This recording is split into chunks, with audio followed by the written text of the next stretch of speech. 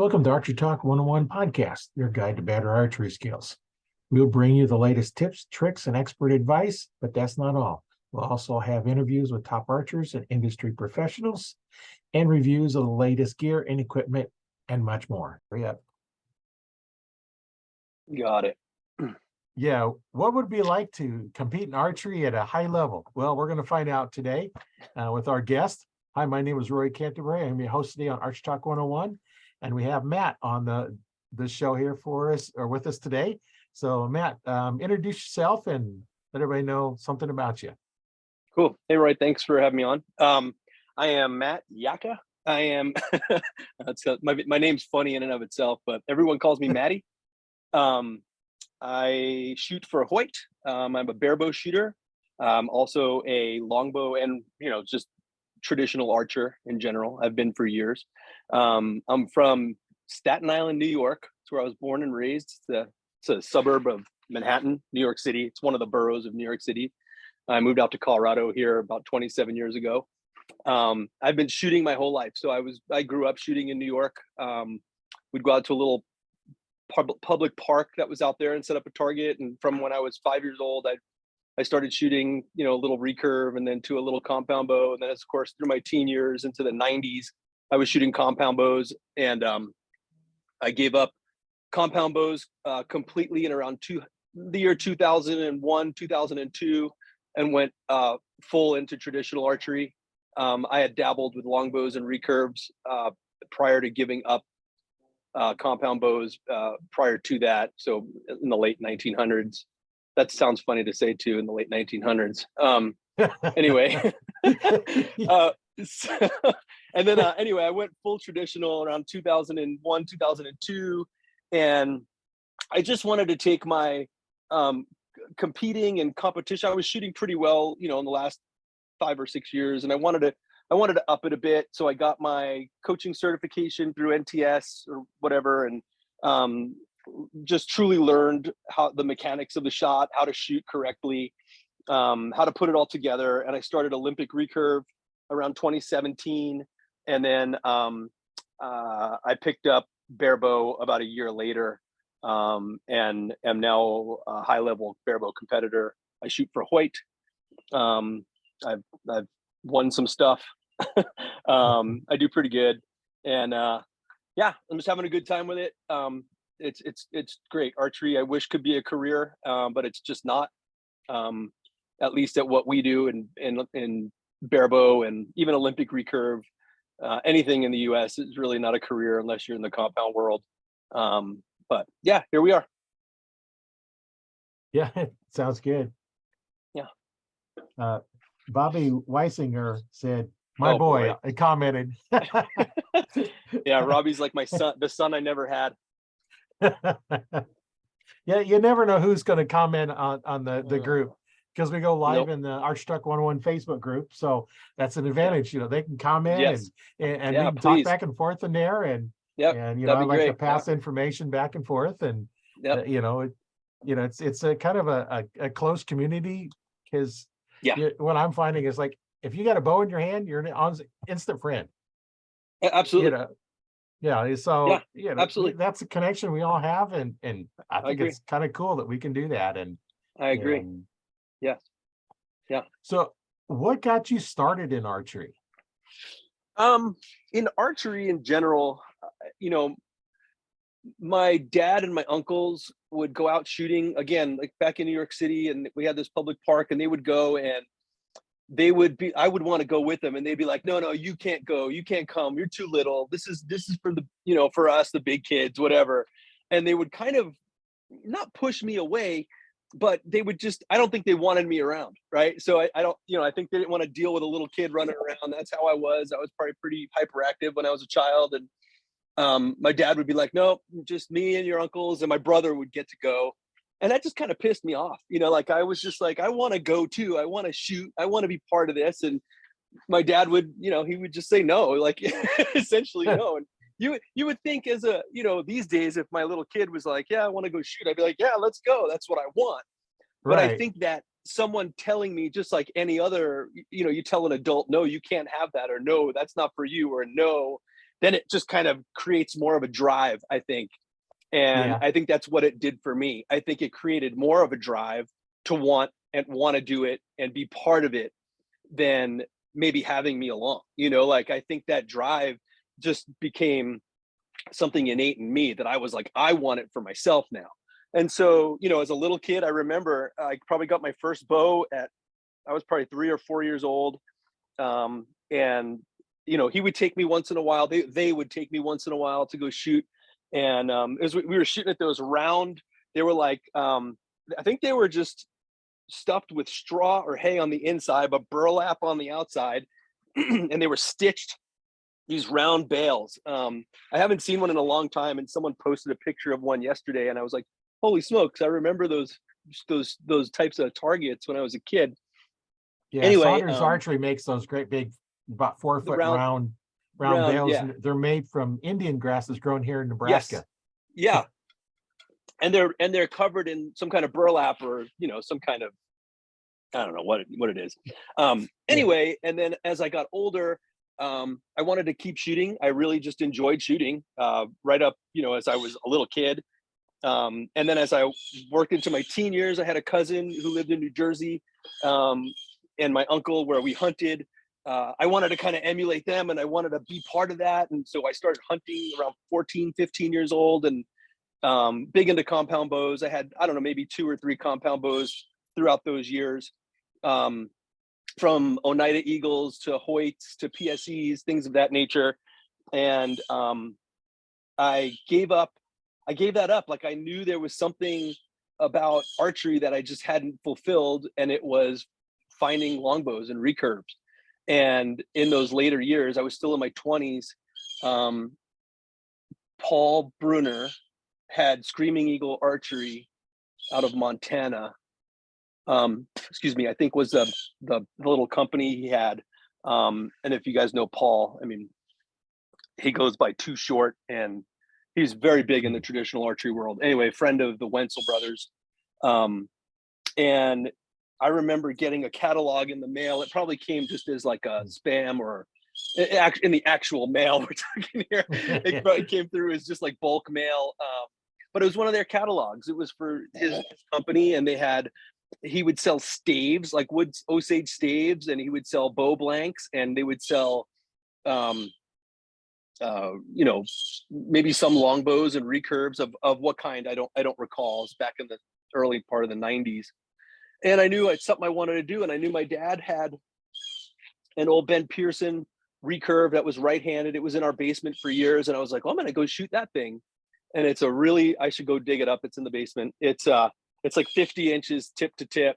It's really small. Oh, a Ben Pearson BPH 52, I want to say it's called. It's probably a 52-inch bow. Really short. I killed a bear with it. I've killed a couple deer with it. Anyway, I picked that up, and here it was. This is post compound years, and I just started shooting at 5 yards. I mean, literally just shooting that recurve at 5 yards in my parents' yard, and then eventually worked my way back to 8, and then worked my way back to 10, and I got good enough that I was like, I'm going to go hunt with it. I did. I killed a deer my first night using that bow hunting, and then I killed a bear a couple years, like 10 years ago now. Just a couple of random things, and got some in the early part of the 2000s. Like I mentioned, I had gotten some pronghorn longbows. I was a big fan of pronghorn, still am. Herb's awesome. Herb does, if you guys know Herb, he's out of Casper, Wyoming, does a great job. I've had many of his bows, but he was the first true custom longbow I had ever gotten, and I had that bow for many years.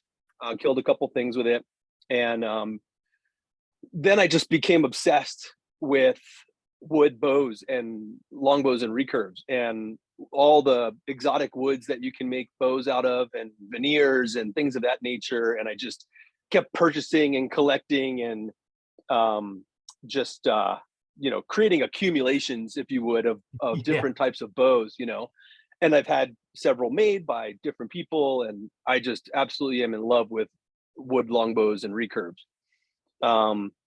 I started competing again I was always competing around town at local 3D stuff, but never on the big circuit until about 2017, like right around when I got my coaching certification and picked up the Olympic recurve.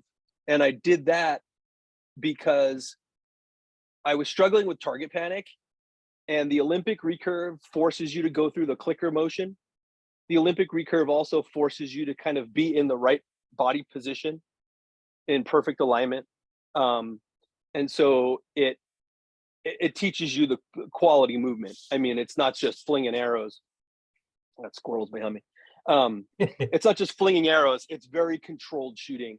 And putting that clicker on my bow really taught me how to slow down, how to get through the actions of the shot and not just shoot the arrow. It's really going through it methodically. And I started doing that. I did okay in Olympic recurve, but then I decided to go to barebow, and I excelled in barebow.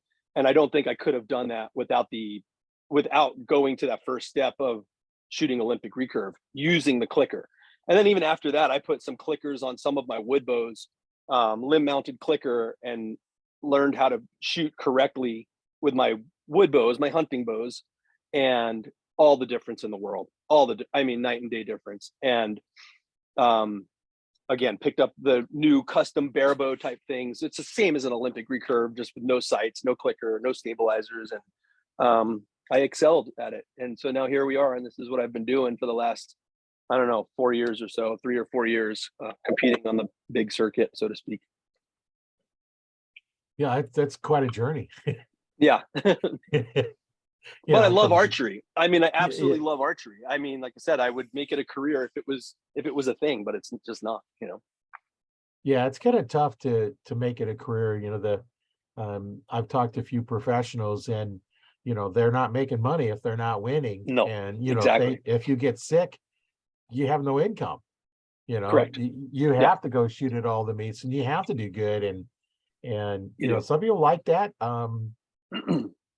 I like to just shoot for fun. Right. It's when I pull my recurve out, it's mostly just to get ready. Yeah, I use it for bow fishing, and Right. then I have my compound that I use for hunting Right. and other target and 3Ds Mhm. and stuff like that. But Mhm. the my mindset changes when I pick up the recurve. Right. I'm still using the back tension to pull, just like I learned Sure. with the compound, and Yep. I use the same grip, the same draw length I'm using on my compound. Right. It's just I'm anchoring slightly different. Hmm. I anchored Yep. corner Yep. mouth, index finger, where with Yep. my wrist strap, I'm anchoring knuckle behind the jaw, and Yep. with my Gotcha. handheld, especially the ring finger at that spot. But Hmm. it's all the same work. I use the same grip on it. Right. So I grab it. It's the same grip I'm using. The only difference is I'm not looking for sights. I'm Right. looking at the target. Sure. I completely instinctive. I look at the target and then just, you know, Let it go. experience, let it go. And, I don't practice it enough to get really good with it. Right. Um, I got a friend of mine, she's really good. And I think at them longer ranges, I'd have trouble keeping up with you from my compound. Yeah. You know, the There are Well, some she's a really lot good. younger. She can see good. I don't see as Oh well out yeah. of my right eye anymore. So Yeah. Good vision everything's a little helps without a blurry. doubt. Yeah. When No, you yeah, don't it's see them long distance targets, it's kind of hard to shoot them. So I oh yeah. stay, you know, 40 and under so I can see my targets. Yeah, there you go. Yeah.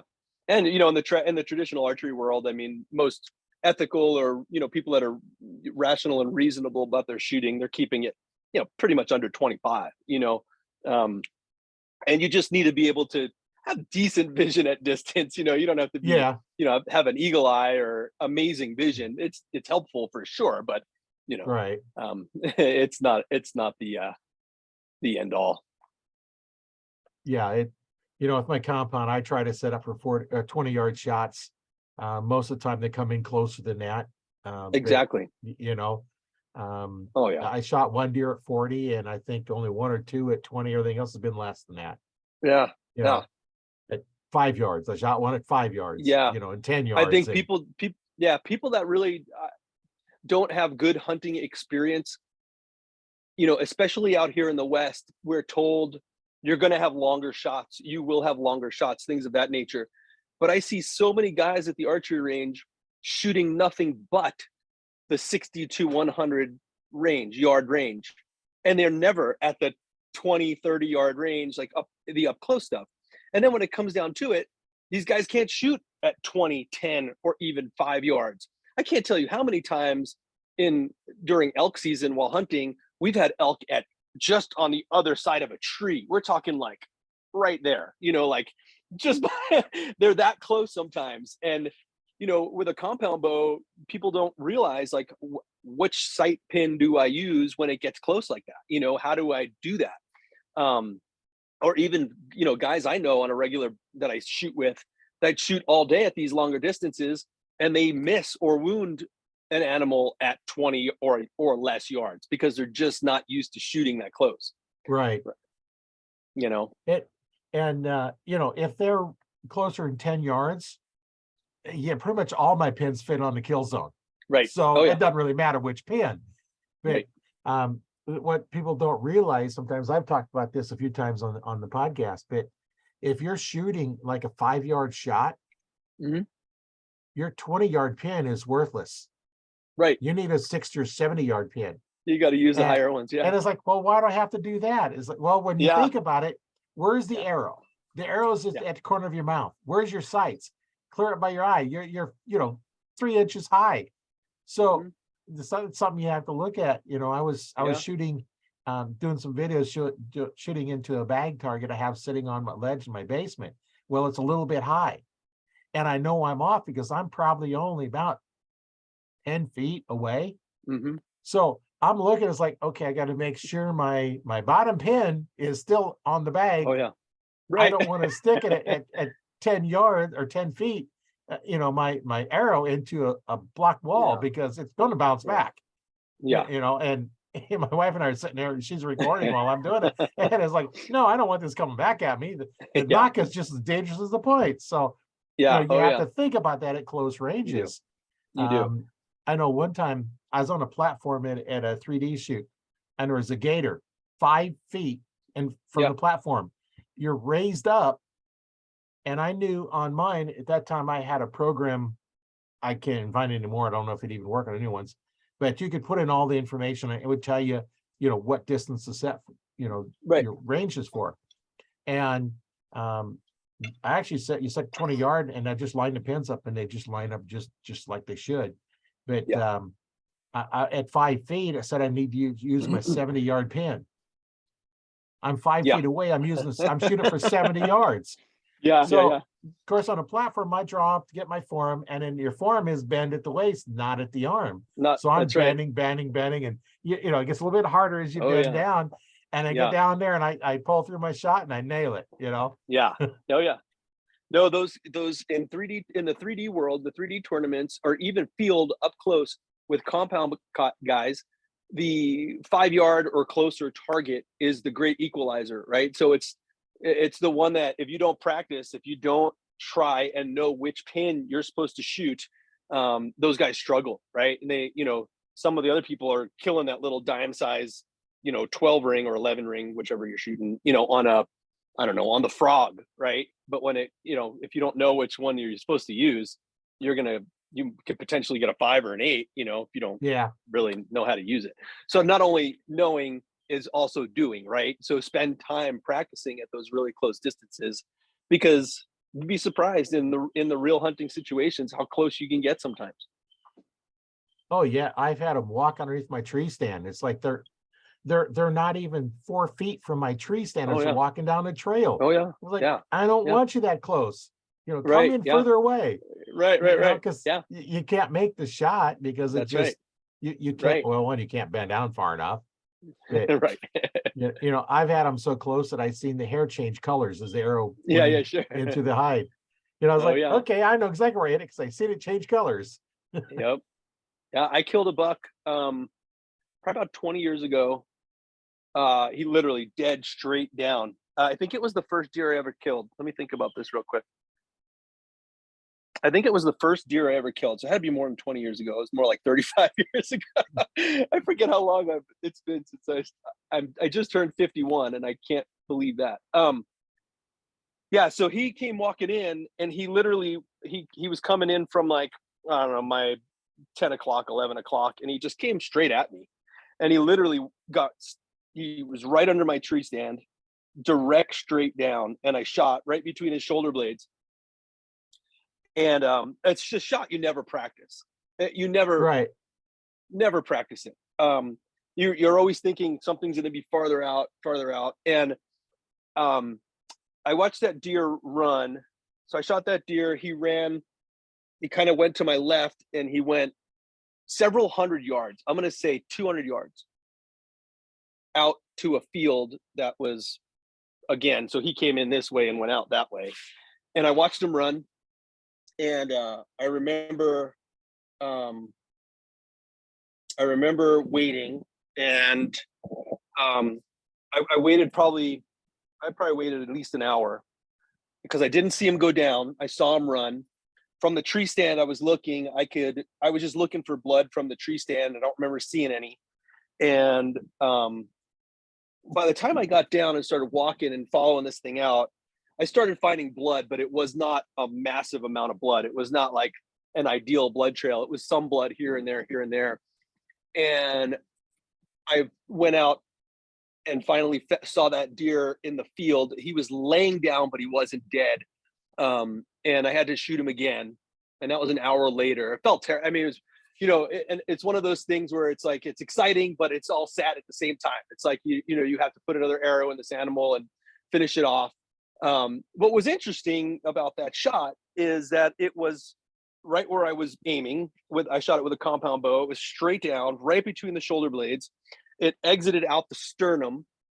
So, I mean, it was literally straight down, and I probably cut the heart, probably cut some lung or vein, I don't recall, and did not leave an amazing blood trail. And that thing ran, quite a ways. And, I don't know if I would have taken that shot again looking back, but I think because it was my first deer, it was probably like, oh, here's my opportunity, Yeah. and I retrieved him. I felt bad having to put another arrow in him. You don't want anything to suffer at any point. Yeah, that had to be 1990 or 86 or 7. Yeah, it had to be somewhere in the 80s, if it was my first one. But yeah, so I always recommend, don't just shoot flat, right? Don't just shoot flat ground. It's, especially if you're going to be hunting from a tree stand. Like, if hunting is your primary purpose and you're hunting from a tree stand, shoot out of the tree stand, because the angles change everything too. Right? Angles change everything.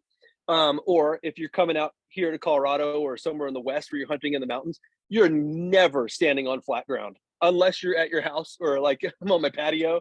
But like when you are in the hills, you're never on flat ground, very rarely on flat ground.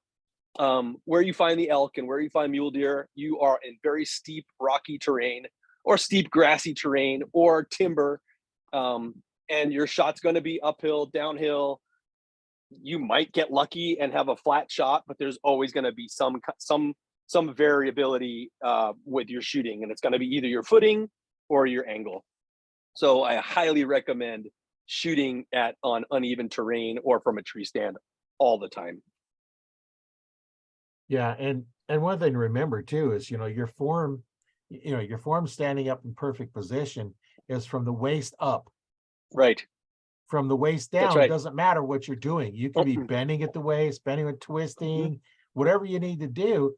But that form that you come and draw when you're standing in that perfect position, that gets locked in. That's right. And if you start changing it, dropping your arm, I've done that before. I knew I dropped my arm. It's like, how come I can't see nothing? Well, the line of the peep changed, and your everything changes, and you just got to make sure that that's your form. And that's right. Sitting down, try shooting kneeling, and the longbow is a little tougher kneeling because they're kind of long. But so you have to cant or turn the bow. Right. That's where what the actually turned. Go ahead. I'm sorry. Continue. Yeah. With the compounds, they're a little bit shorter, so you don't have quite that problem, but you still got, worry about Right. shooting sitting down and Yeah. And you got to be vertical. Your bow has to be vertical right. when you're shooting a compound, else it doesn't work. No. That's kind arrow of shot.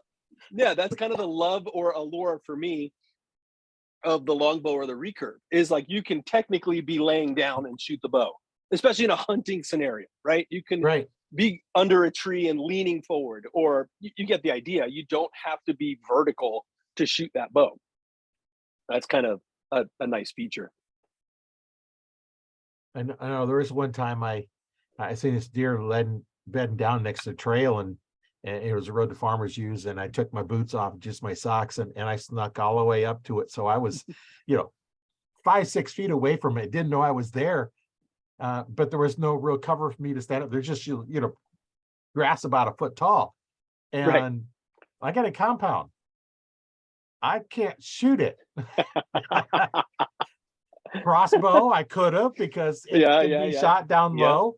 The compound, no, you can't. Like you said, you can't lay them down because one, the arrow ain't going to stay, No, and two, your pins are going to be way off. way off. And especially mine, I use either a drop away or a two-prong rest. My hunting bow is a two-prong rest, and if you can't that bow very far, that arrow's not going to stay on there. So That's you right. got Yeah. to be pretty much straight up and down, and Yeah. but the experience of sneaking up on it so close was Oh yeah. Yeah. was worth not getting a shot, because I Oh was yeah. just if there had been a tree or something there, I could have did it, but Yeah. I just kind of went in there for a while, and it finally got up and walked off. And Yeah. No, I've had good experiences with a compound bow, but the versatility of a longbow or a recurve is, to me, a little more grand. You can't shoot as far. Maybe you can't shoot as accurately, especially if you don't put the time in and really practice and shoot. There are definite pros and cons to both, without a doubt. I don't hate on one or the other. I'm not. I shot compound, like I said myself. I'm not anti compound bow at all. I'm not super pro longbow or recurve either. But they definitely they have their pros and their cons. I know most people shoot compound bows. It's fine. I don't care. It's just a personal preference. yeah, it's all just what do you want to shoot? And that's one of the questions, when I get people interested in archery that haven't shot before. It's like one of the first things I'm going to ask is, what do you want to do with it? Right. Where you plan on taking archery? I just want to shoot in the backyard. I just want to have fun. Right. So recurve, nice, because it's just out there. There's nothing to worry about. You teach how to string it and unstring it, and there you go. There you you're good. You're out there, having fun, really not doing anything. Or maybe you watched, the Hunger Games. That's an old movie, Right. but Yeah. and you Had a you want huge to pick impact, up. though. Oh yeah, it did. And the cool part is you can tell that she was taught by Olympic archer. Oh yeah. Just in her form. I forget who the Olympic archer was that taught her. Katuna Lorig. Yeah. And you can see, that this has been professionally trained. It's not just somebody just flinging arrows. You could believe that she can hit what she's aiming at, because somebody didn't know anything about archery wouldn't know the difference. But those archers, we can see that this person has got some serious training, and they're picking it up and doing it good. And you'd hope they do. You see a lot of stuff on TV and in movies where you're like, you just cringe at, and you're like, no, this person had no formal training. They have no idea what they're doing. And, I'm like, oh, it's hard to watch, Everyone's like, is Hawkeye your favorite Avenger? I'm like, no, not even close. I'm like, I don't know who taught that guy how to shoot. Yeah, some kid that thought he knew everything. I don't know. Kid, yeah, Hollywood. Yeah. There's a lot of things in there that's just crazy, what people do, and then you watch some of the YouTube videos of these people shooting, and Yeah. some of them are actually pretty good shots, Hmm. but their form is terrible, and you can see. Oh yeah. I could tell this person's going to punch the trigger before they even do it. I Oh could sure. just tell that Oh yeah. finger's above the trigger. That's not in a nice relaxed state. And I was Oh like, yeah. they're going to cram on that trigger, and then they just Oh yeah. cram on that trigger. And Oh yeah. Yeah. No, I'm not. I'll say, like, I'll be even more bold and say it like this. Sorry, I'm just trying to reset my iPad here. Um, I would say any archer that I know at a local level, at a club level shooter, or even just your standard bow hunter, um, type of an archer, when it comes to compound bows, most of them punch the trigger. Most of them. yep, People that do more target shooting, that have been on the higher, like maybe go to Vegas, or maybe know how to use a hinge or a thumb button or something along those lines, those people have a little more control. But 9 times out of 10, maybe more, when I watch someone at the archery range that just has a hunting setup, I never see those people all year long. I see some guy come out with his bow and trying to tune his broadheads. They're just punching that trigger like nobody's business. And I'm like, they would be so much of a better shooter if they just calm down and just squeeze through that trigger very gently and just make it a more deliberate shot. But same with traditional shooters. You can tell people who've been trained or who know, and there's people who don't. They're just fling an arrow, their arms flying out like crazy. It's the same kind of concept. yeah, you see it, they're shooting their arms way off to the side. Way It's out. like, okay, Oh yeah. why am Yeah. I keep shooting left? It's Oh because yeah. you're aiming, you're shooting left, you know? Yeah. Their arms go flailing off to the side. I see it all the time. Yeah. Yeah. I know it. I I run into somebody that you find out they're an archer, and I says, okay, I use a wrist strap. And they say, yeah, I'll give you your first lesson for free. Quit pulling the trigger. Yeah. Huh? They always say, huh? Yeah. They're like, how did you know that? Yeah, you're pulling the trigger. I never Obvious. seen them Yeah. shoot before, Yeah. because 99% of the time I'm correct. They're Yeah. And pulling they're the going to be trigger. doing it. And then I go and show them, and then then I'd say, okay, concentrate on the spot, have your finger up, try and move your finger without thinking about it. And they said, yeah, I can do it. I'm done. Yeah. Yeah. I'm not even going to talk to them anymore after that, because Yeah. right Yeah. there, they just proved that their mindset is not going to allow me to make the Correct. improvement. And, Right. Yeah. and I've done it too many times. Yeah. I've shortened up people's group. There was one guy that come in when I was working at Bass Pro, and he was grouping at 20 yards, probably Hmm. 6-inch group. Right. Right. Right. Start with his draw length was too long. So I shortened his draw length, fixed his form. By the time he left, he had 1-inch groups. It's a big difference. And I had one guy that I taught on, actually he's a member of the group too. He may come in and make a comment too, who knows.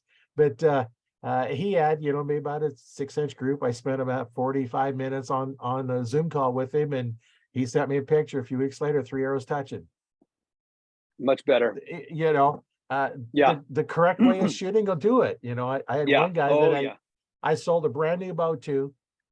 2 weeks later, he'd never shot a bow till he come in and bought the bow. 2 weeks later, he's got a Robin Hood already. Nice. Very cool. Yeah. So, Very cool. I quit shooting single spots because I kept wrecking too many arrows. Right. You hit Yeah. that knock. When I was shooting, yeah. Yeah. When I was shooting compound bow, I got pretty good at it. I mean, you the thing with compound bows and shooting releases is, I now, knowing what I know about archery and how to get through the shot correctly, I truly do not understand how people that shoot compound bows have target panic. It doesn't make sense to me.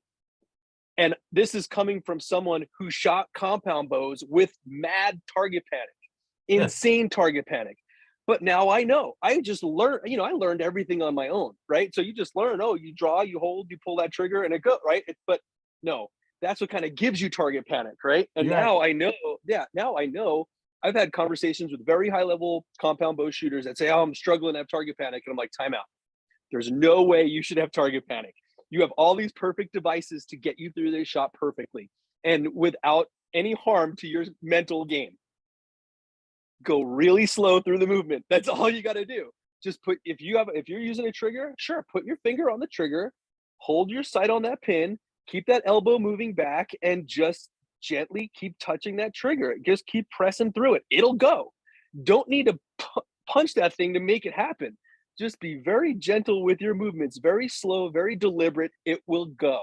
And just hold your pin on. And when that thing surprises you and goes, it'll go. Right? Right. Not so easy holding with your fingers. We don't have something that says go, right? You have to talk yourself through that a little differently, right? But with compound bow shooters that say I have target panic, call me. I'll get you through that. I promise. It doesn't make sense. It shouldn't make sense to you either if you're a compound bow shooter shooting a release and you have target panic. Pulling the trigger causes target panic.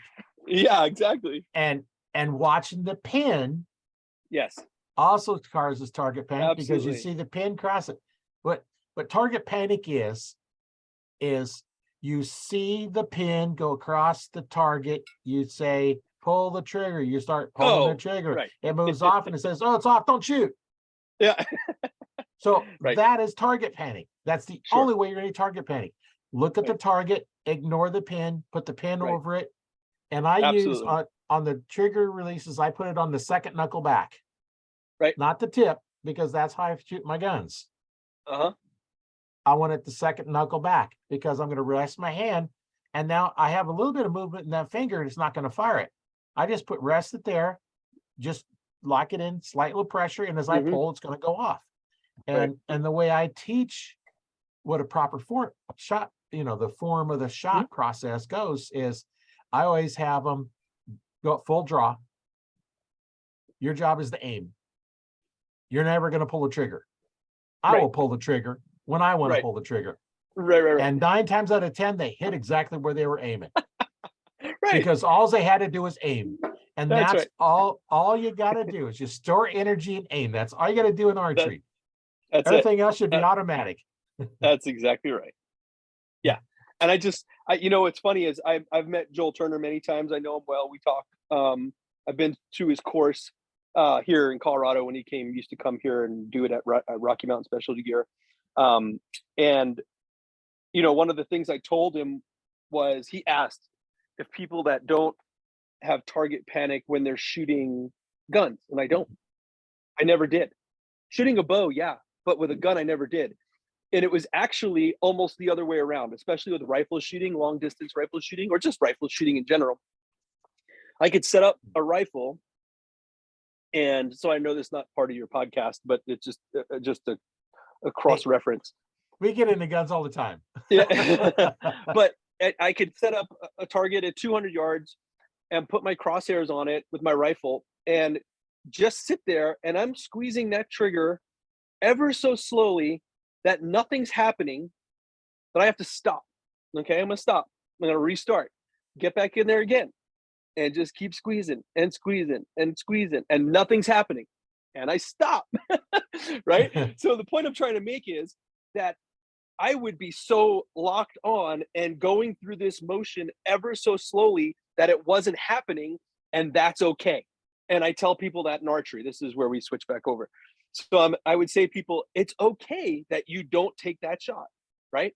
Draw, hold, get in your anchor. And, if it's not right and that subconscious release doesn't tell you to go, you don't have to go, right? Some people, like you said, spend time aiming, don't stop aiming. They get hung up on that visual and it's just like, go. No, you don't have to go. There is no shot. You don't have to shoot. And so when I switch back and now I think of, okay, how do I shoot a rifle? And how do I shoot my bow the same way? I just tied them together, right? So I go, okay, I make it a little more deliberate, right? And I just talk myself through it, especially a compound bow, especially with a trigger or a thumb release. Doesn't matter what kind of release. You get in there and you just hold and you move that release ever so slowly through that motion just to get it to go. If it goes, it goes. If it doesn't, so be it. You don't have to punch it or pull it or make it happen. It doesn't have to just happen. It happens when it happens, right? It's not mandatory to shoot the arrow, right? It's not mandatory to punch through that release. Just take your time, it'll happen. Well, and you see the same thing, in guns when You have one, like in a revolver where you've got the case is still in there, and you've emptied it, and then you get to your round that you're not there, Mhm. and you react to like it went off. Mhm. Well, that's your target panic in there, and it Right. should go and click. Like, Yeah. okay, Yeah. you get used to doing that, and you just pull through, and it goes off when it goes off. You're not Right. cramming on the triggers. Even in Right. firearms, you don't cram on the triggers. No. You're pulling slowly. The difference Gentle press. is the fine motor skill is squeezing the trigger, because you don't have any fine motor skills trying to aim, because you're using Sure. big muscles to hold it in place. Where on a bow, your fine motor skills are taken up in trying to hold the bow and aim and keep it all steady. So you don't have any fine motor skill left to pull the trigger. Pretty And, much. like I said earlier, it's like, okay, concentrate on the spot. Do not break, concentrate on the spot, make your finger move without thinking about it. You have to think about your finger to make it move. While you're thinking Right. about the trigger, moving the finger, what did you stop doing? Because you're no longer aiming.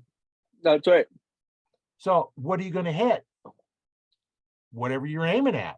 But you don't know what you're aiming at because you stopped aiming. Right. And that's it's just all this little process that you learn. Right. And Yeah.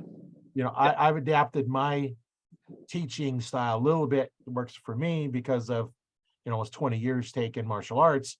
Everything is direct to your target. And the way I teach is a closed stance. But if you have your Mhm. grip wrong, Mhm. or you're doing something wrong in the way you're holding the bow, you're going to hit your arm. Yeah.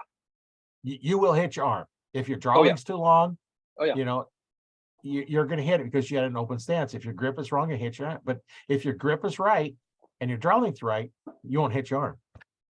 And that's the disadvantage as well as advantage of shooting the style I do. And I Right. like everything, direct to the target. We learn that in Sure. martial arts. If you're going to Yeah. Yep. break a Yep. board, you better go straight square to that Yep. board and through that board. If you're Through it. off Yep. at an angle, you're Might not probably not happen. going to Yeah. break it. You're going to hurt your Right. hand. And the Right. same thing with setting up your bow. You want all Mhm. that force to go between the nock and the tip. Sure. That's the maximum amount of force down Mhm. that shaft, which is going to give you the best speed and your best performance. That's why, how you tie your loop on is very important. There's a way to tie it on so it doesn't want to twist. And Mhm. then you want the same, if you're going to put a knock point on, a lot of people say, well, you got to put a knock point on. No, you don't. I've tied hundreds of them on and never put a knock point on. But you're not untying my knots. You're Right. cutting them off. If you got to change Yeah. them, Yeah. you Yeah. can do a little cut- twisting. That's about it. But Yeah. you're cutting them off because the way I put them on, they're not coming loose. Now, if you Yeah. put a knock point on above it, you got to put one below it because you want that loop to be above and below your arrow so the center Oh, is right absolutely. on it. Yep. And I proved that one night when a guy come in my store and wanted me to set up his bow to shoot 2 arrows at once. That was before center shot design risers, and it was the stick on rests. So we Okay. Yeah. stuck on two rests, and we got it set up. And using a release, we tried, in the middle, above, below, the front. The only way that worked, the consistent space, was able to get down to like less than an eighth of an inch distance between the arrows on every shot. Pretty close. But we had the fletching lined up so they work Yeah. good. Mhm. And a knot was above the top arrow and below the bottom arrow, and there's a knock point for the second arrow, Sure. the main arrow. But that give us the best performance on that and shooting it. And it's one of those things that's, he come into the store after we close because as you can't afford me while I'm open, but that sounds like fun. Let's go play. So we come in, we play for about an hour and a half, something like that, and all kinds of different stuff. And he was a motivational speaker and wanted to get the kids' attention, shoot 2 arrows and Right. pop 1 balloon or 2 balloons or whatever it was, and get their That's fun attention though. and That is fun. go. Yeah. Yeah, Yeah. it was fun, setting it up, Yeah. doing something like that. And Yep. The knock point is a lesson I learned too late in my archery career.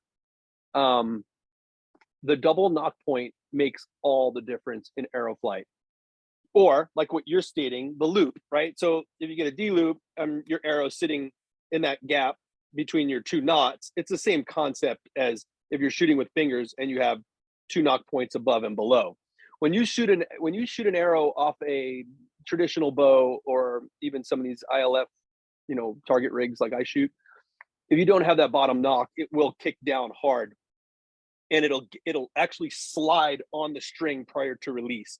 And they've proven this in these super high slow motion or high speed slow motion cameras, where the knock is sitting on the string, and it hits and it actually kicks down and puts downward pressure on the arrow, on the rest, and it is exacerbated, or it's magnified by not having a second knock point on the bottom. And ever since I started doing that, which unfortunately was not very long ago, I would say under 10 years, your accuracy can suffer because you're just simply not paying attention to a stupid little detail like that. Or maybe just no one told you, or you didn't know, or maybe someone did and you felt like it wasn't correct.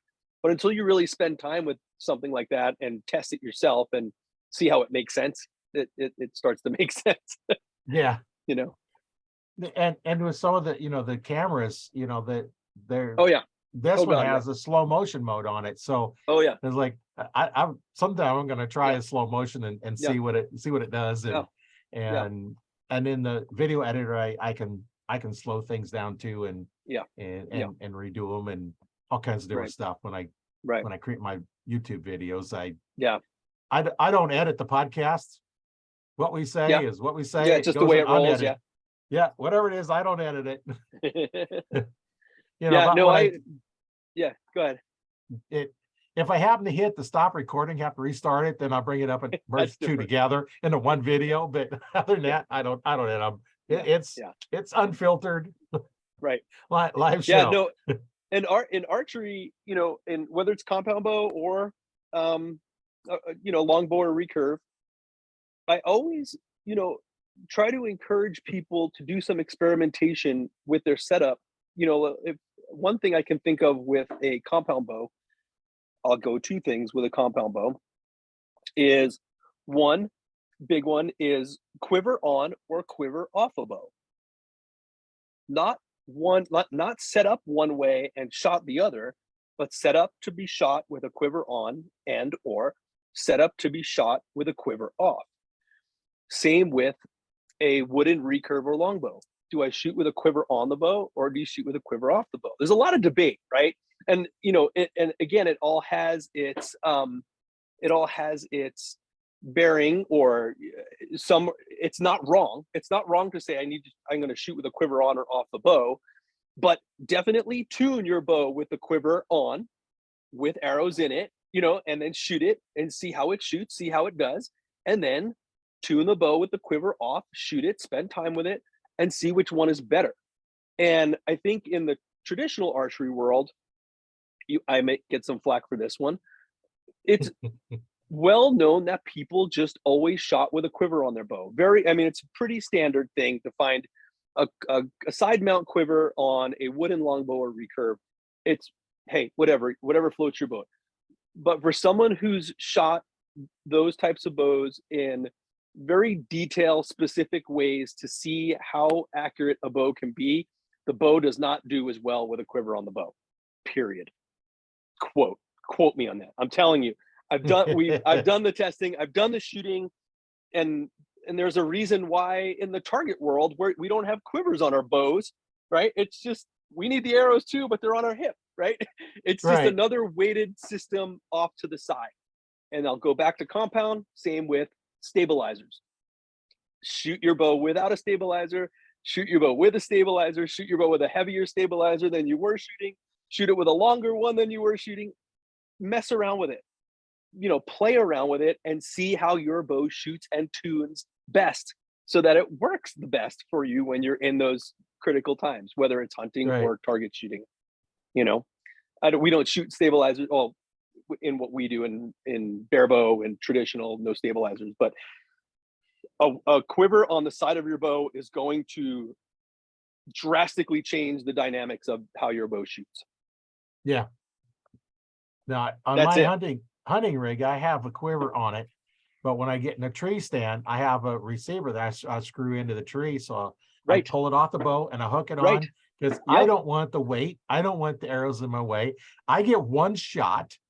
Yeah, And that's if right. I need a second one, I can reach back and grab my arrows, pull another That's one out and yep. load it up. So Yep. it's not like it's a big deal. And I don't practice with it on Mhm. because the only time it's on is when I'm walking in or walking out. That's right. Now, Yeah. if I get a chance at a shot, I'm still going to take it with the quiver on. But Right. lots of times I've got my handheld's in my pocket. I don't even have my Okay. release on it. So, you know, when it gets really cold, I use my wrist strap because, you know, I need to be able to feel the trigger, Mhm. you know, just on the index finger. Well, the handheld one, I need to be able to feel it all over my hands. And if it Mhm. hangs on there and it's cold, I don't want to put that cold aluminum on my bare Oh, skin because I need to be able to feel the release. So I need, you know, yeah. need to open for the thumb, and open for Yeah. the Oh, yeah. fingers. And, you know, I don't use it clear out on the tip of my fingers. It's buried in my hand because I Yep. put the trigger right in that seam Oh, where yeah. the index and the thumb meet. That's where I put the trigger. I don't have those knobs on them. I take them off. Okay. That they Okay. don't do any good. I don't need them. I put it right in here. And now as I draw back, as I'm pulling back, it's right in my hand, just Oh, check buried that really out. deep in my hand. Yeah. Yeah. And Yeah. you know, Yeah. I You don't brought. like otherwise you're pulling like the fingers and it's Yep. not as comfortable as getting clear back in there. And with it Sure. out this way, you're more apt the tendency to use your thumb to pull the trigger because Hmm. that's where the trigger is. If the trigger is clear back here, you can't use your thumb to pull the trigger. Yep. Gotcha. You got to There's a cam piece over. of metal in there. I actually put my thumb on it and I put pressure on that. That's how I load the trigger is by putting pressure on the release with my thumb and pull Got it. through. Now, if I have to fire it, I can just squeeze my hand and make it go off. But you know, I still pulling through. But if there's one of those like, okay, I gotta go now, and you're in a weird position and you can't go back any further, you know, then Yep. I just make a fist and they'll go off. But you know, I But just you tighten my brought up fist. another point about one of the reasons I switched years ago from shooting compound bows to wood bows, and it was the cold. And I get cold hands pretty quick. That's everything Yeah. else stays warm. My feet, everything, but my fingers get cold pretty quick. And I recall and remember, the risers. I think my back in the day when I was hunting compound bows, the risers were cast, and they were not these, the aluminum they have today. I think they were cast, and they were cold. The metal was cold, especially if you were out, hunting all day or you were in the wintertime, those risers got cold. And on top of that, the release, I wanted to wear a glove and you couldn't wear a glove with the release on, and you couldn't No. shoot your bow with a glove on. It was just kind of just kind of a pain in the ass kind of thing. And I remember going, well, a wood bow, it doesn't get very cold and I can keep my tab in a glove, curled up. And when I need to shoot, I can just keep my glove, strapped to my leg with a little clip, and then just pull my hand out, and then I have my tab and a wood bow, and it was like, oh, this is almost heavenly in comparison to an aluminum riser. Yeah. So it was one of the other reasons for my change.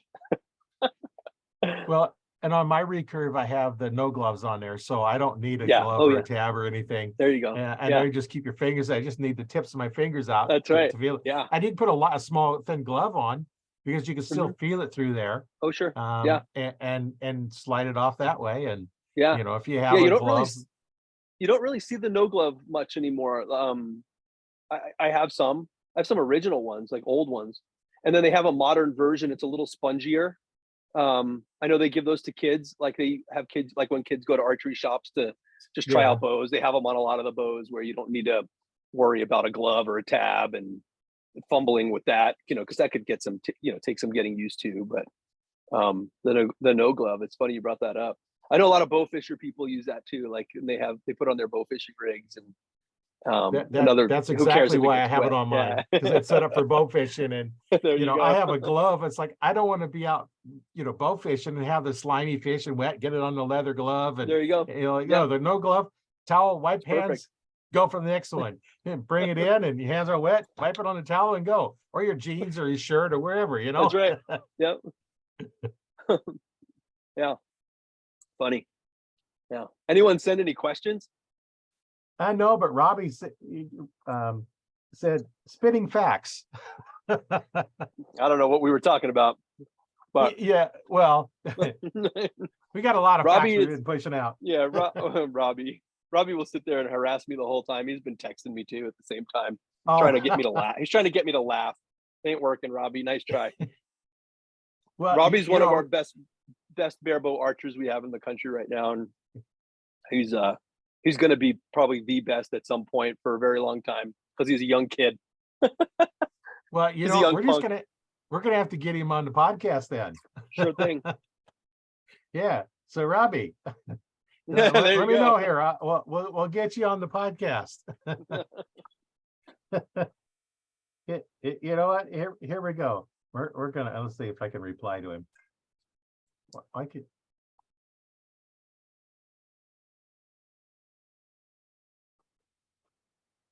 Okay. Something's not working right. I keep bringing up.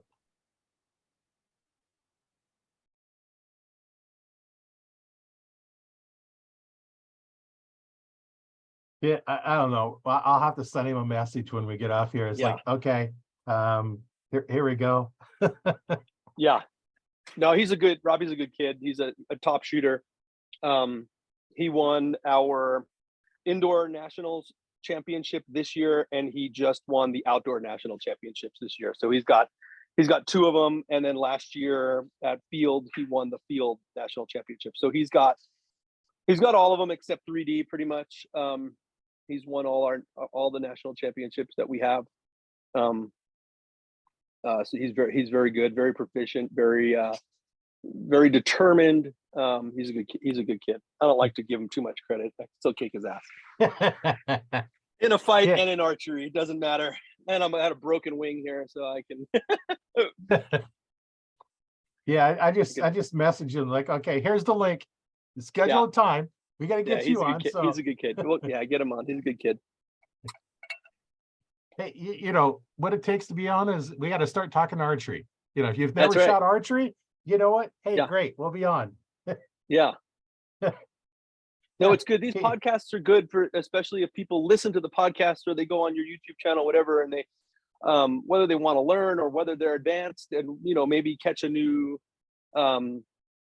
clip or something that they've never heard before. That's important. You know, it's important for people to get information, and it's good for people like you to put it out there, you know? Yeah. Yeah. Robbie's coming back. He does kick my booty. Yeah. Right. Yeah. Yeah. He's a good kid. Yeah. Get him on. You'd be entertained by Robbie for sure. Yeah. It's all good. You know, we get somebody that's thinking about starting an archery. You know what? Hey, perfect. You know, that's Yes. why I named it Arch Talk 101. Because There you go. what's That's right. the first thing, for beginners, and 100 level. help somebody starting out. And and I've had people on that have had struggled with stuff, and we work through some of the stuff on the podcast. Sure. I'm not opposed to teaching while we're on the podcast. If we can come up with something that works pretty good. And Yeah. I know there's some things that I've done, people have said, oh, I never thought about that might help. Yeah. And one of the things I do when my form goes away, it's like, okay, something's not right. I always had a string that I put around my thumb that was my draw length, and I practice shooting that string. Oh, sure. And the string, if I'm doing it incorrectly, the string hangs up on my thumb. When I do it correctly, the string launches straight to where my target is. Oh, I see. Yeah, gotcha. Yeah. So my form is going straight to my target. Once I get that, it's like, okay, now I shoot the bow, and I'm back on where I need to be. Gotcha. It's a way you can practice inside your house. Just I practice with a rubber string.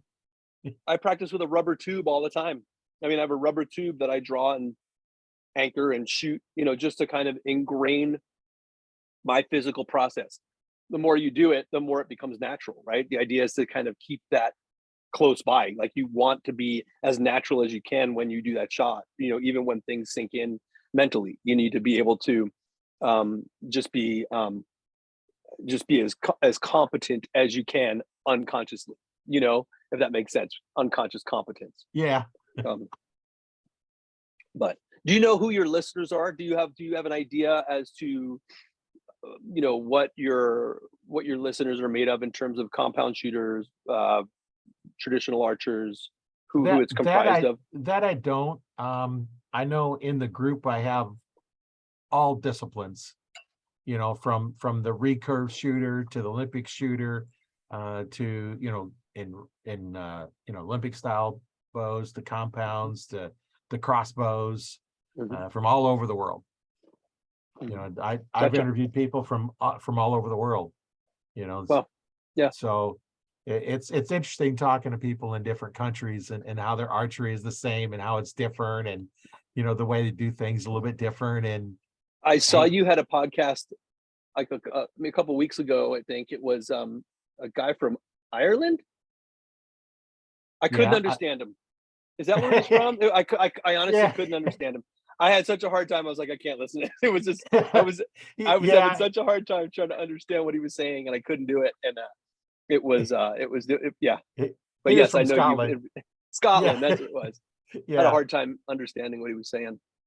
Yeah, sometimes the one from England is can be just as hard to understand sometimes too. Sure. And there was one time when I was working at the archery store, guy come in from was it Ireland or Scotland, and somebody from United Kingdom, and there they don't shoot bows like we do here. They can't just go out and get them. They're restricted. And and the guy had the most trouble understanding the guy from England. Oh, is that right? Yeah. It was like he had that real strong English accent, and yeah. Okay, I got to pay attention. Sometimes I don't like to listen that close. Yeah. But when it's one-on-one, then I don't have a whole bunch of other distraction going on, and I can understand him, but it's I got the headphones on that cuts out all the other background noise, so I can understand a little more. But yeah, it's interesting, and people all over the world, and if we have to use Google Translate to talk. I was gonna say, you need a translator. I know you're speaking English, but you need a translator. Yeah. There's the people that English wasn't their first language, and sometimes they just don't know the words, and you know what? Put it in text, and I'll just use Google Translate, and I'll translate the word. And there's a way of talking to somebody that don't speak your language. And the phones have translators in them. They're amazing. Yeah.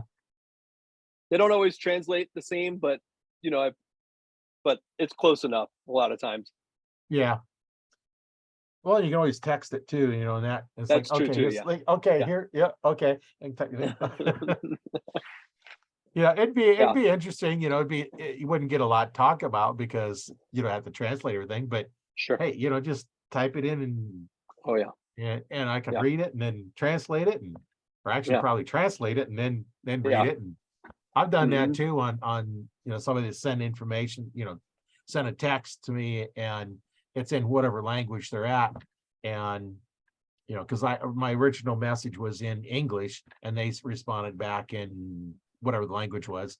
I just copied it in, typed it into Google Translate, and I did my response in there, and then put it back in their language, and also posted in English too. So I responded back in their language, and because sometimes if it's not your main language, you don't understand some of the words to translate them, and that's right. Yeah, I've done that. It sure beats when I was a kid. It's like if you didn't know a language, you're out of luck. You might have a book to look through. Spanish for dummies. Yeah. So have you started hunting yet? You're in Nebraska? Yeah, the season started. I haven't started yet. It's been really hot, and I still got a few things to work on my bow, and gotcha. And being the bow tech, my bow is the last that gets worked on. And yeah, of course. Yeah. My wife and I used to drive to Nebraska before we were competing and just hunting. We used to drive out there every year, multiple times a year, to go hunt turkey and then hunt deer. Because it's not terribly far. It's like 3.5 hours, for me to go to where we used to hunt. Um, You're in and we Colorado, enjoyed right? it. Yeah, I'm in Colorado, so What part of it's not Colorado? Fort Collins. Oh, Fort Collins. Okay. Yeah, yeah. So we would go to, there was a reservoir, Stratton. That sound right? Stratton. I'm not.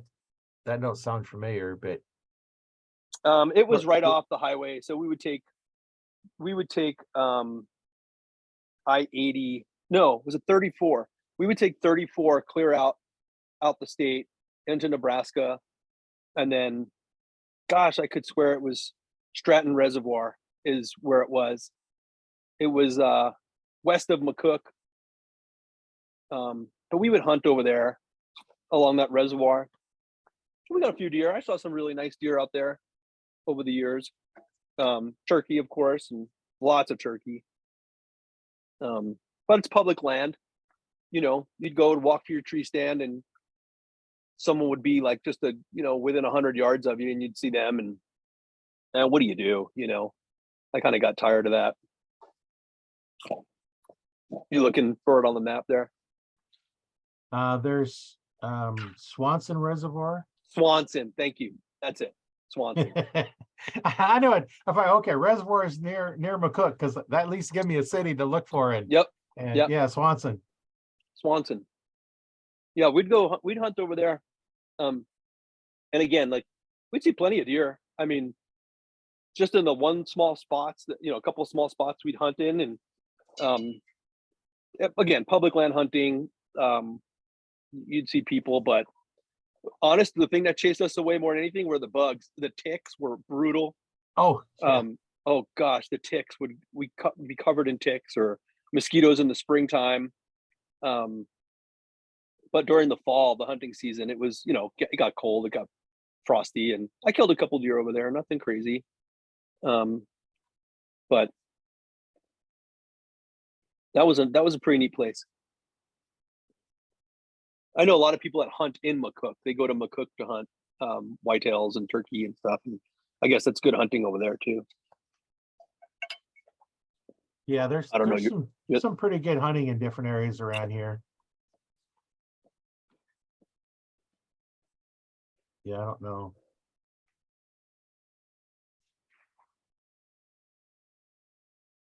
I just kind of looking it up. It's a pretty good sized lake there off It's Highway huge. It's 34. really big. Yeah. Oh It's yeah. really big. It's a really big lake. And there's a lot of nice land around it too. Mm-hmm. Yep. A lot of deer in that area.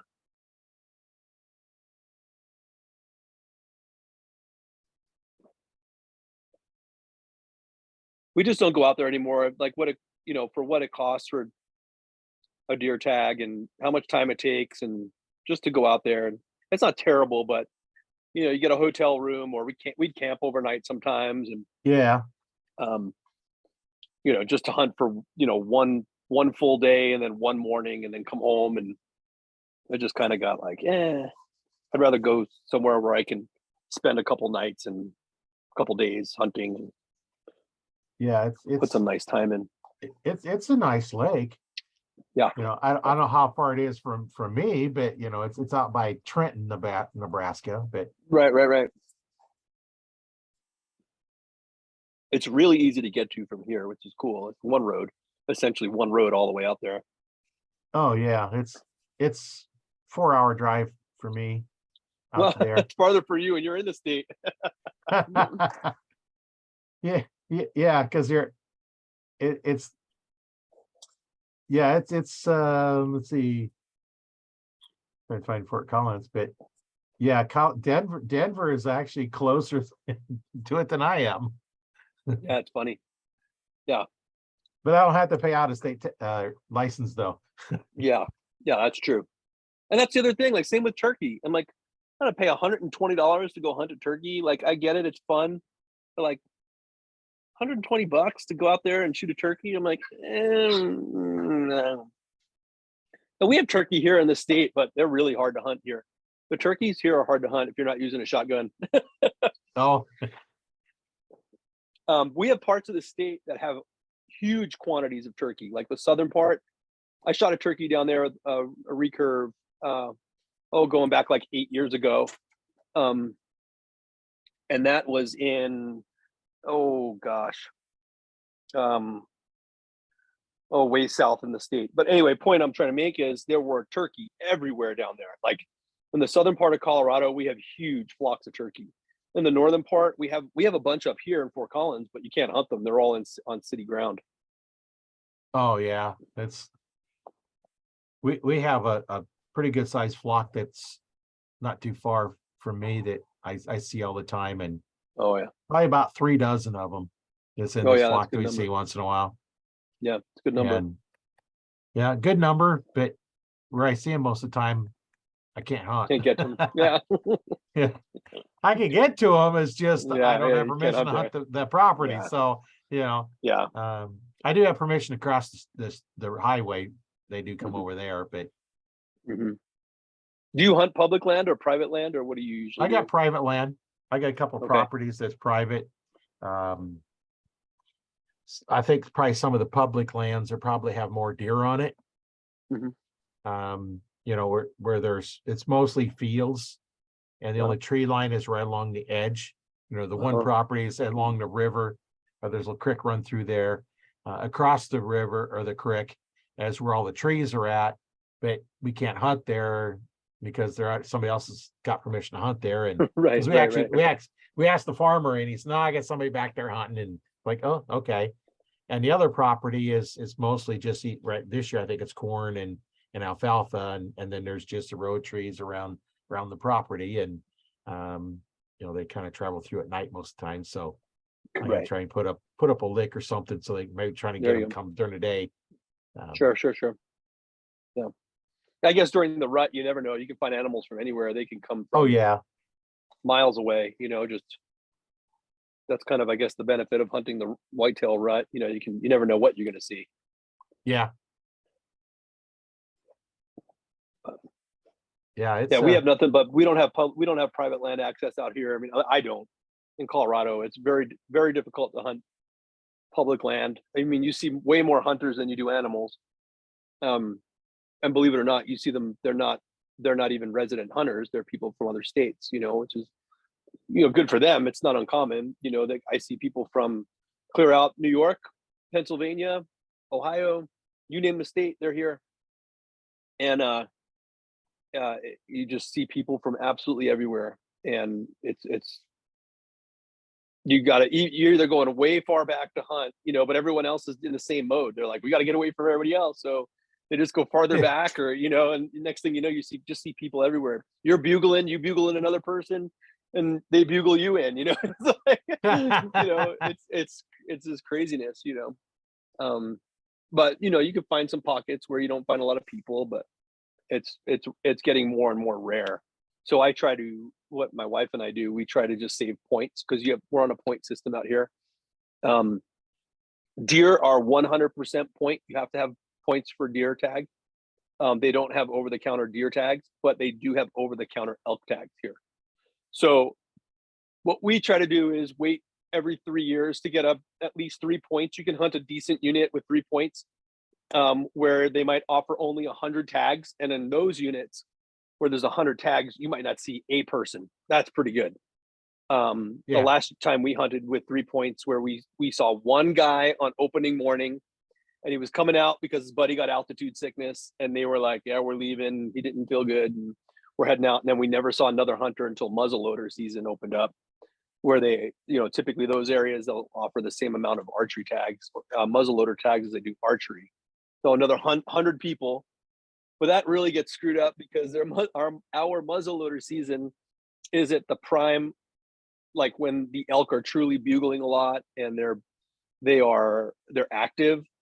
Our muzzleloader season falls right in the middle of that, and it's during our bow hunting season. So we have a 1 month long bow hunting season with 10 days of muzzleloader thrown right in the middle of it.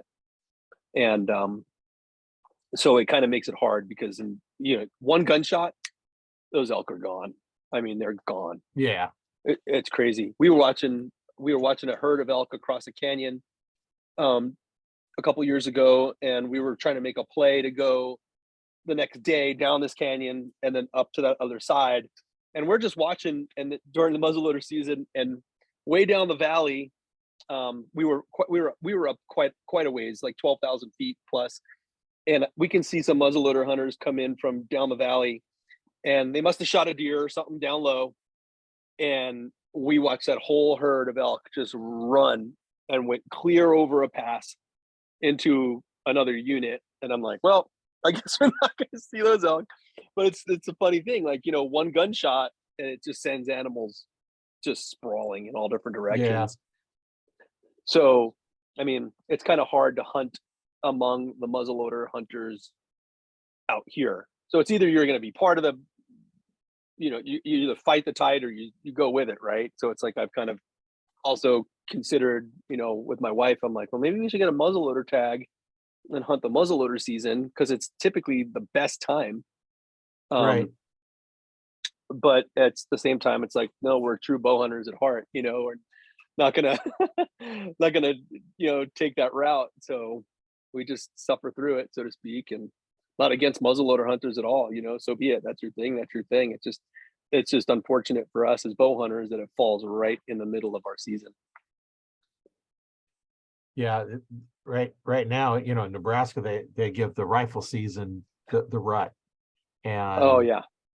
One year they shifted it back a week when I was at the check station, and we checked in a lot of nice bucks that week. And then, of course, all the rifle hunters complained, and then they moved it back. So when does the rifle season fall in Nebraska? What's the date? Second week in Oh, okay. November for 10 days. Gotcha. Starts on a Saturday and ends the following Sunday. Gotcha. And now it used to be you had to stop archery hunting during that time. Now you can continue archery hunting. Right. You just have to wear orange during that time. Yeah. Right. Because there are some places that you can't shoot a gun. Right. There's a one of the state parks that I hunt in, and you can use shotguns or archery. No rifles. Yep. Are allowed there. So if you want to hunt there during the rifle season, you just grab your bow and go. Right. Yeah. Yeah. That's gosh, I'm trying to remember when I lived in New York. I never really hunted New York. We hunted New Jersey and Pennsylvania.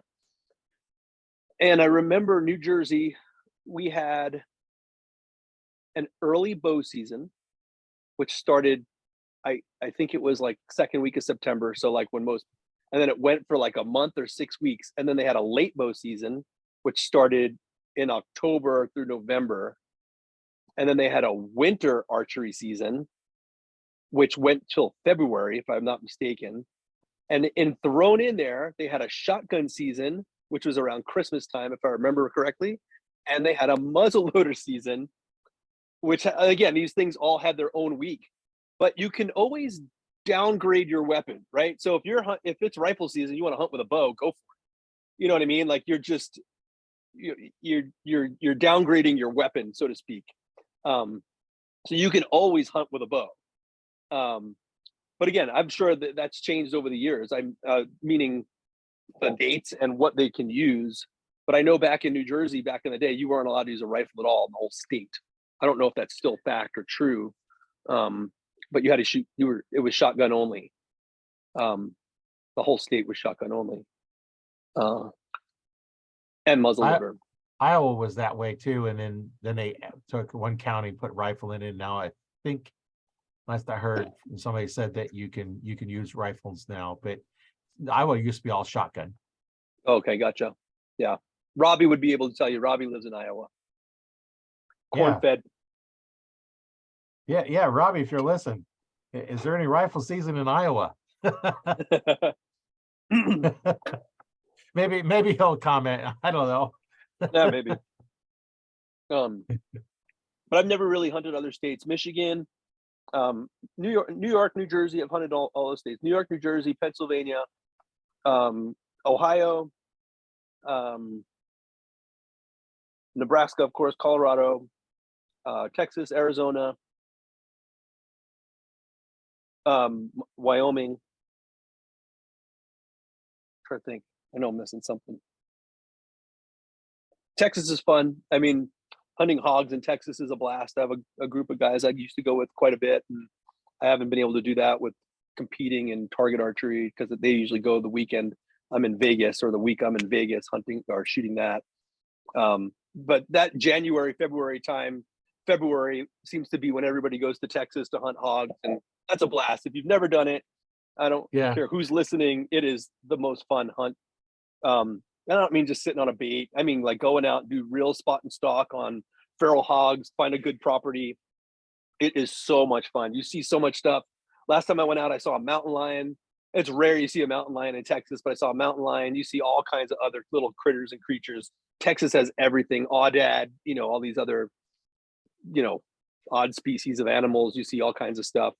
I always recommend going to Texas to hunt, or South Texas to hunt javelina. Same kind of concept. If you've never done it, go do it. It's a blast. Javelina don't have very good eyesight. They have good noses, but you can kind of walk right up to them. You can stalk up on them pretty close. But you got to go where there's some good populations of animals too, but you see some cool. Texas has some cool hunting. It's got some cool stuff. And Yeah. I mean, we found fossils there. We found pottery, like all kinds of crazy stuff. Texas has got some.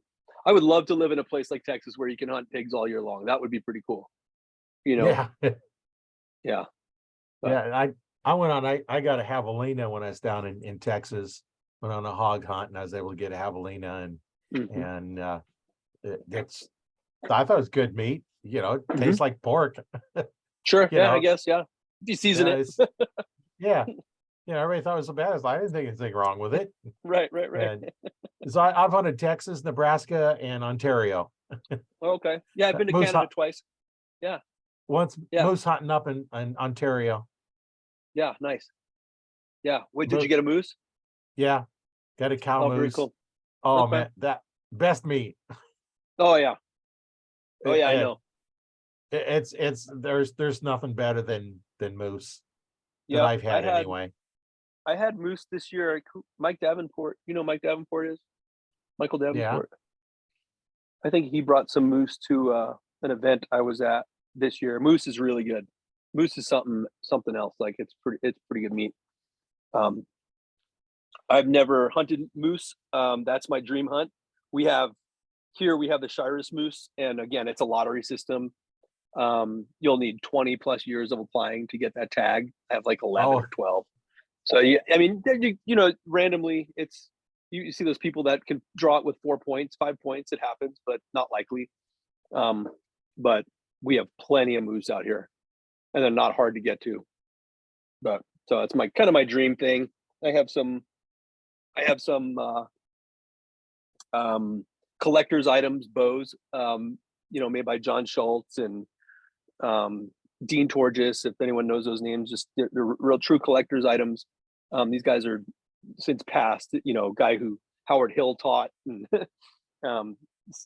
just world-renowned self-bowyers. And I have some of their stuff. I would love to take on a moose hunt. It would be really pretty sweet to, get a moose with something like that. But yeah, I probably have another 10 more years of applying. So I'll probably be like in my 60s when I draw that tag. Yeah. And then it's like, okay, much later than that, and it's like, okay, do I really want to traipse around the mountains anymore? Right. Exactly right. Yeah. That's kind of where I'm at, Yeah. Pick and choose your days. Right. or your species, right? Yeah, something I don't have to do a lot of walking to, and Yep, there you go. As you get older, you don't want to do all that extra walking if you don't have to, and hauling them out. It's like, yeah, okay, I'm not strong enough to haul this out anymore. I need some help. Yeah, I need block and tackle. Yeah, and a couple horses. Yeah. Or at least load it onto the back of the four-wheeler, There you go. Yep.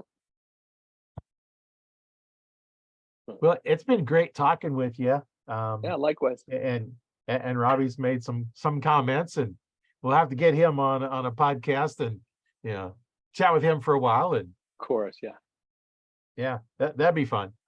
Yep, absolutely. I always have fun talking archery, and it's just so much fun.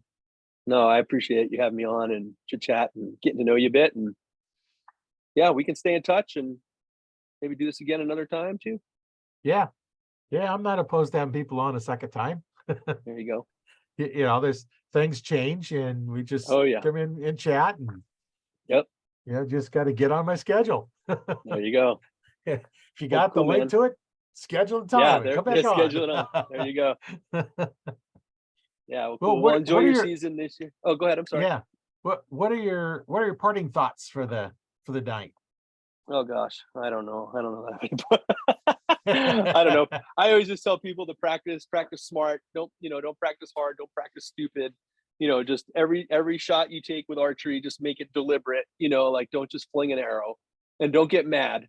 Um, a calm head and heart is very important in archery. Like you have to be very patient. You have to be very, very patient with yourself and the sport. It's not easy. And there's a reason we do it. And it's because it's hard to perfect. Right. And Right, it we're is. shooters. If you're a true shooter, you're trying to perfect this game, right? You want to do it as best you can. And it's really difficult to do. And so if you're gonna do that, you have to be calm in your head and Right. calm in your heart. Yep.